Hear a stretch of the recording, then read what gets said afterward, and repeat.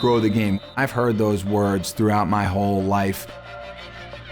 And this fall we had a wonderful opportunity to host the Japanese women's lacrosse team. But the relationship between Johns Hopkins and Japanese lacrosse goes really, really deep. Back in the 80s, a Hopkins grad, Noriendo, who was working in Tokyo, happened to stumble upon a Hopkins reception, and there was Ross Jones, the vice president of the university, and he said, "Do you know that they're playing lacrosse in Tokyo?" 10 friends asked, how can we bring lacrosse to Japan? And we started the first lacrosse team at Keio University. We had a strong motivation, but we didn't have knowledge or experience. But my father was deeply committed to breaking down barriers and creating the connections. Well, and obviously he was a Johns Hopkins alumnus, so if you're at Johns Hopkins, love lacrosse. The next steps were I went to work on Bobby Scott, who was the director of athletics at Hopkins for many years, but I convinced him that he ought to go over to Japan. He loved the enthusiasm of the Keio players. And so Bob Scott came back and said, "Zim, this is fabulous. We want to continue this relationship, and you're going to go next." This is 1987. We had just won the national championship. Don Zimmerman and 4 All-Americans from Hopkins team to Tokyo. We were traveling around the different communities, introducing the game. But it was also to bring people together from different cultures.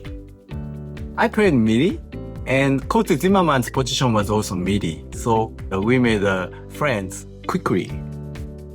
And he always mentioned to us the fundamentals. These college students, they wanted to get as much as they could. You know, you couldn't do enough as far as practice, and the interpreters were the key. Then, 50 lacrosse players from Japan had a great opportunity to join Johns Hopkins lacrosse summer camp. It really felt like we were building something together. And it wasn't just the men's team. It was definitely included the women's teams, including the Johns Hopkins coach coming over to Japan to work with the women's players.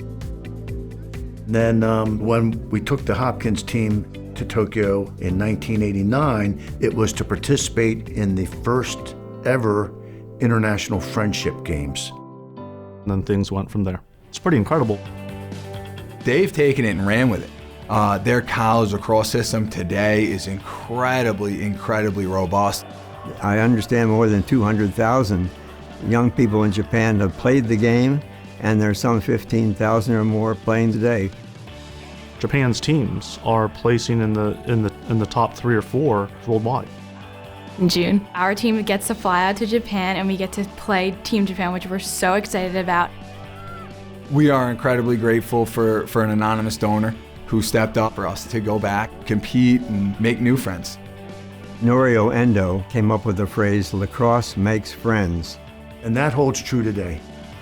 The Japan lacrosse heritage or spirit always comes from the Hopkins DNA. We all come together because we love to play lacrosse. And now it just continues and grows.